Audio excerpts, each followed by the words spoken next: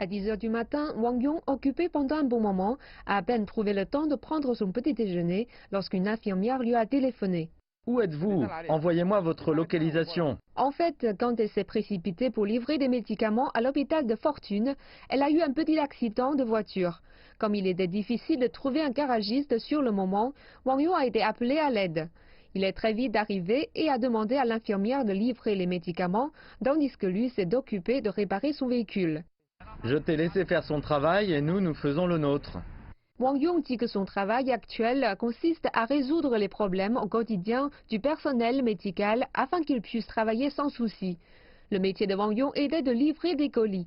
Mais la veille du Nouvel An chinois, en apprenant qu'une infirmière n'arrivait pas à prendre un taxi pour rentrer chez elle, il s'est refusé à rester les bras croisés en vacances. Le lendemain, il a emménagé dans l'entrepôt de son entreprise et a commencé à se porter volontaire pour assurer les déplacements domicile-travail du personnel médical. À 5 heures du matin, je suis allé chercher la première personne. Elle m'a dit qu'il lui était déjà arrivé de rentrer à pied. Devinez combien de temps ça prend? 4 heures. Il faut 4 heures pour rentrer à pied. Wang Yong en était navré. Tournant à plein régime, il a conduit une trentaine de personnes à la maison dès le premier jour. Mais il s'est rendu compte qu'il ne pouvait, même au prix de toutes ses forces, parcourir que 300 km par jour. Il a donc commencé à recruter des volontaires dans divers groupes WeChat. Et l'effectif de son équipe a progressivement atteint près de 30 personnes. 3 véhicules sont tombés en panne à cause de l'utilisation jour et nuit, mais tout le monde se disait que ça valait le coup, ne serait-ce que pour faire gagner 10 minutes de sommeil supplémentaire aux blouses blanches. Avec l'arrivée de renforts toujours plus nombreux, Wang Yong a constaté que les besoins fondamentaux du personnel médical étaient garantis, mais que les besoins à un niveau plus élevé étaient encore difficiles à satisfaire. Et c'est là qu'ils ont trouvé un rôle à jouer. Le 3 février, l'équipe médicale de Shanghai voulait organiser une fête d'anniversaire collective pour plusieurs de ses membres.